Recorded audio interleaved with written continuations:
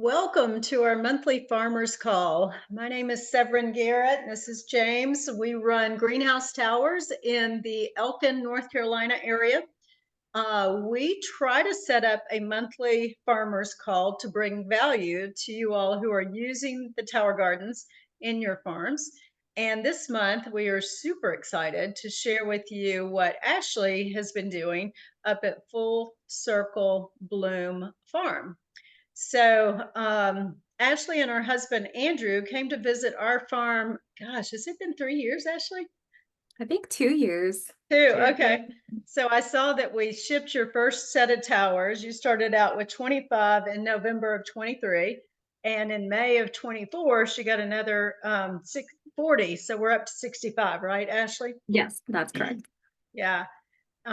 So today we're super excited for her to share with us about the farm to school program that she's been successful with in her local school districts. So Ashley, I'm going to turn it over to you and you should be able to share screen as well. Okay, sounds great. So thanks to everyone for joining the call. I'm really excited to share my journey with everyone. Connecting with the schools for me has been very instrumental in establishing trust and credibility within my business and our mission. And so I realize how important this is. And so I'm happy to share my experience and the knowledge that I've gained throughout the process. So I'm going to go ahead and share my screen so everyone can follow along. Let me know when you can see.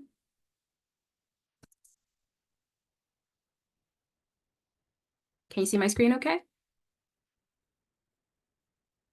Is that a yes? Okay, nodding heads. Let me see if I can. Okay. Perfect. Yeah, that looks good. Full screen. All right, so I'm going to go ahead and get started. I'd like to begin with sharing just some background about myself and how I came into the world of controlled environment agriculture and vertical aeroponics. So a little bit about my background. I spent most of my career in business, working as a certified project manager and Scrum Master. Mainly with government agencies, mostly the Department of Defense. Prior to that, I was a sailor. I was in the Navy for 10 years, and I did a short stint as a reservist. So about 2 years ago, I was scrolling through my phone in the middle of the night, I couldn't sleep, and I saw a video from Agrotonomy pop up.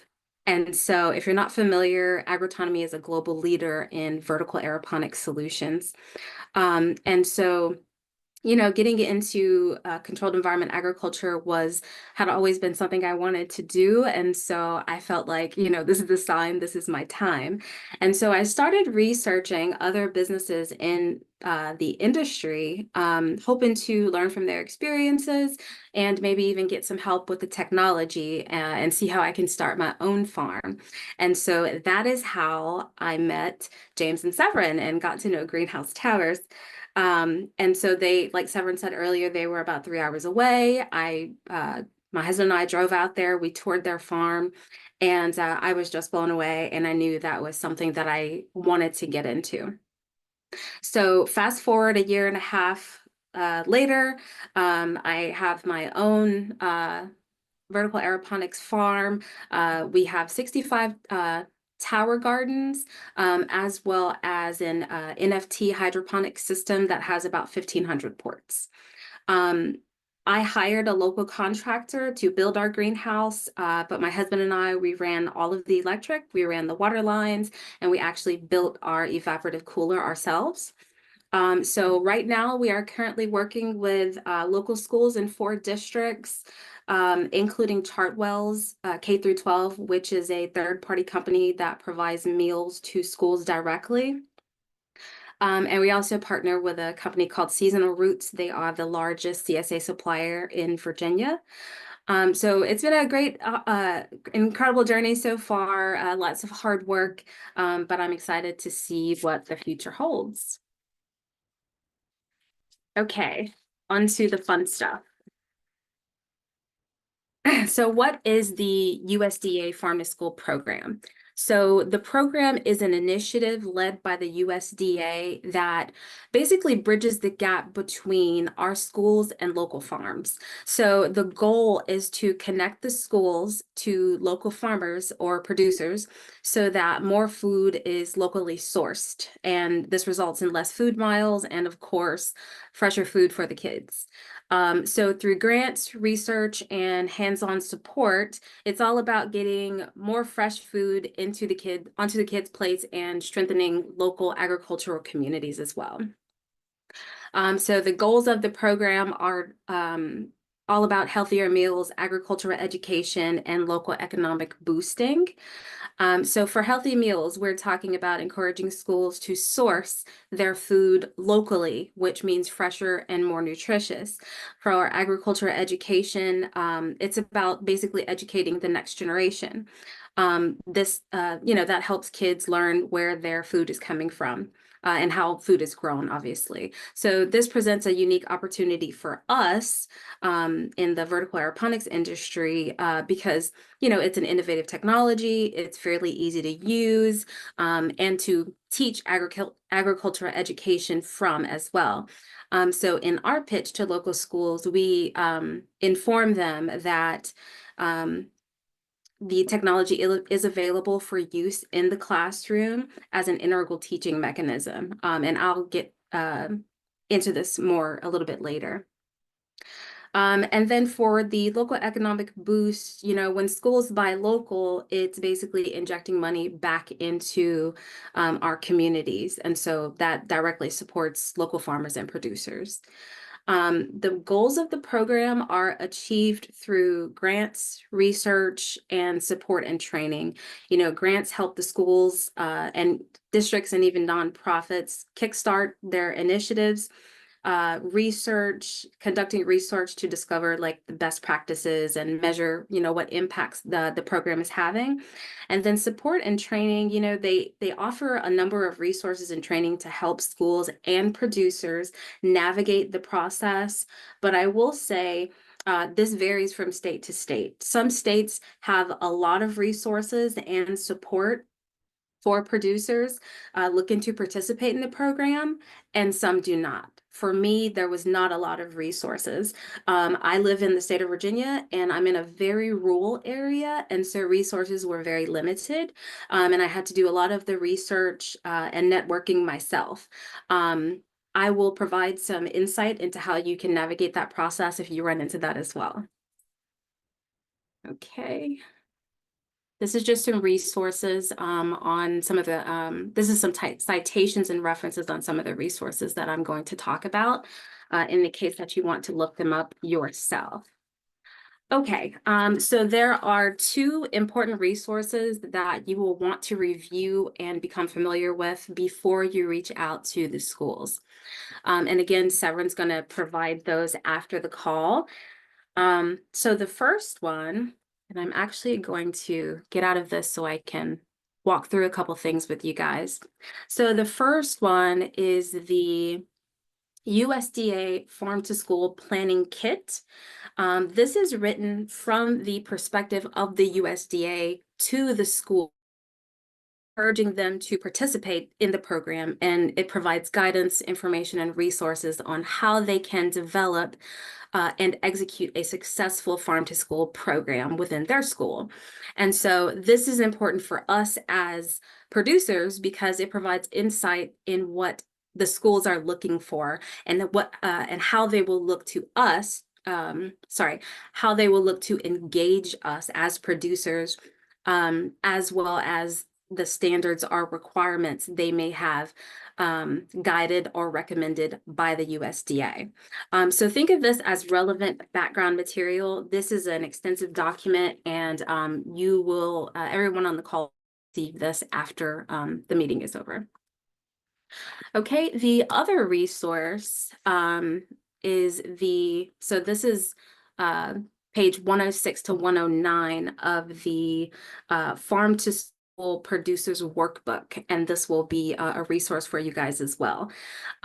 So this resource is designed specifically for those interested in participating in the program. So that's us, right? So this helps farmers and producers assess their operation to determine if they have everything that the schools would be looking for in a potential seller, and if your farm or business would be suitable to support their needs.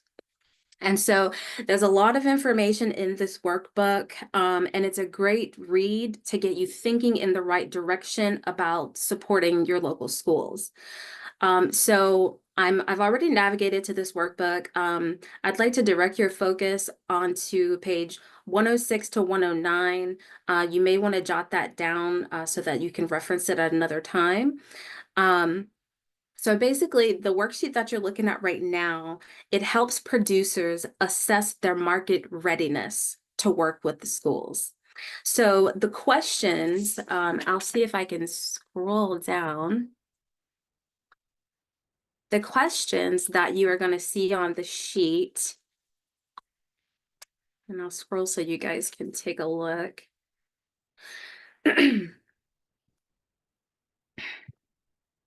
Okay, so the questions that you see on the sheet are, I'm going to scroll down a little bit more. So these questions are going to help you guide, they're going to help guide you in developing conversations with the schools to make sure that you meet the marks that they're looking for. So these are the questions that you will want to have answered in your pitch to the schools or your marketing materials to the schools, because this is the information they want to know. And so rather than ask you for the information and try to pull that out of you, it's best to just give it to them. They will want to know, they will be interested in your business as a whole. So they'll want to know, do you have insurance? Sometimes they will want to be listed as your policyholder on your insurance. We just recently had Chartwells, for example. They wanted us to update our policy, and we had to do that. Also, do you have any relevant farm certifications? Are you GAP certified? Do you have any food safety or safety handling certifications? What exactly will you produce for the schools? To what extent can you produce them? What is your production capacity? Can you provide consistently or weekly throughout the school year? Can you deliver? And then, of course, how often? So there are a number of factors to consider, but again, on the farm, the Farm to School Producers Workbook, which we'll send to you guys, it's pages 106 to 109. This is what you want to focus on to really start thinking about your market readiness in working with the schools. So I'll say what I did to get ahead of this was I basically developed, let me see if I can get rid of that. There we go. Okay, I developed a story around my business, one that captured the most critical information in a snapshot. So I developed a pitch deck presentation to the schools that I could attach to my marketing email to them, and I will demonstrate this later. Okay.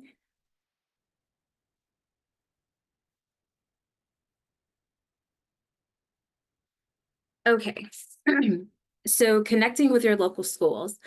So in this segment, I'm going to show you how to find the contact information for nutrition directors or coordinators in your local area.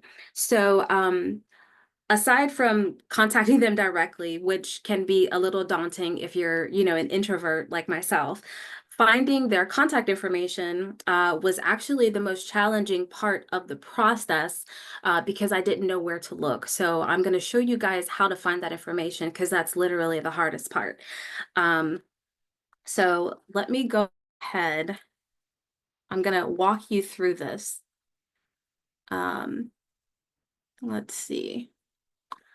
So the first step is to identify the schools that you would like to work with, taking into account the time it would take to make your deliveries, right? So deliveries are going to be most likely weekly, and so you want to make sure that you're okay with, driving the distance to the schools or to their drop-off locations. Sometimes they have adjacent drop-off locations.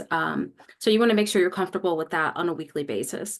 Once you know the schools that you'd like to work with, you can begin looking for the contact information and looking to get in touch with the nutrition directors. So on this slide, I will go ahead and demonstrate option one so you can see what I'm referring to. So I'm from Louisiana, so I'm going to look up their farm to school program as if I'm looking to work with them for the first time. So as just a quick Google search, Louisiana Farm to School program lets me know that they've rebranded as Seeds to Success. So I'm going to navigate to that site. Okay. And so automatically we are informed, they're Seeds to Success now, they've been rebranded. And my goal here is to go to this website and see if there is any area that has contact information, like direct contact information to an actual human. So I'm going to go to About. And I'm going to click on, I see here it says the Louisiana Farm to School team. So I'm going to click on that. And when I scroll down, as you can see, all of these points of contact are listed out with their email addresses as well. So what you'll find in working with government, a lot of, especially the schools, this information is generally public, and it's public for a reason. So this is going to be, if you, let's say you lived in Louisiana and you wanted to work with the Farm to School program, these individuals would be your first lines of communication and who you will want to contact first, either with a phone call or with marketing, your marketing email with your attached pitch deck, whatever you're comfortable with or whichever you prefer. I recommend emailing them first, so that they can sort of digest the information that you're sending them without feeling like they're being bombarded by someone who may be trying to sell them something. And since you don't know your customer, it's really important to be strategic in your approach. Okay, so that is, I would say, the lowest hanging fruit. And if I can direct your attention to option two. This is if you do not produce any tangible results using option one, the Google search that directs you immediately to a resource that has contact information. Some people that will be successful with that. I was not. Some people won't be. So this next step, option two, it requires a little more work, but it will get you to the right people. So this is what I had to do.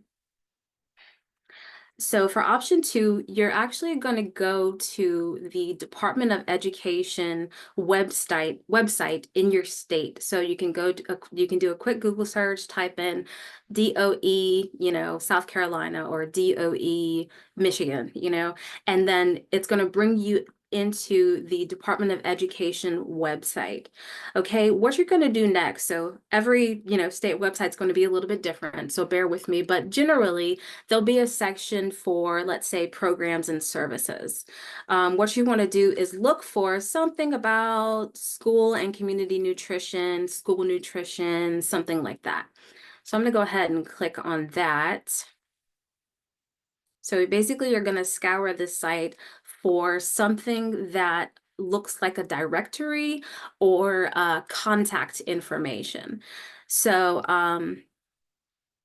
here it says local school nutrition program contacts. So scrolling down, it's actually providing every nutrition program director in every county of Virginia. And I actually work with Amelia County right here. And so this right here is exactly where I got Daniel Trump's information from. So I have worked with a couple other people to help them find this information, and these two avenues work really well. They should work for you. If they do not, if you work through both of these options and you still don't find the information you're looking for, I recommend contacting your local chamber of commerce. They usually have great relationships with local businesses, to include the schools, and they can usually connect you to the right person. I've also had good experience working with extension agents from local universities. They usually have a good relationships with the school as well, in the case that these two options don't work, but they should. Okay, I'm going to go ahead and continue continue sharing. Okay, so next you want to start developing your marketing materials if you haven't done that already. So for my initial contact email,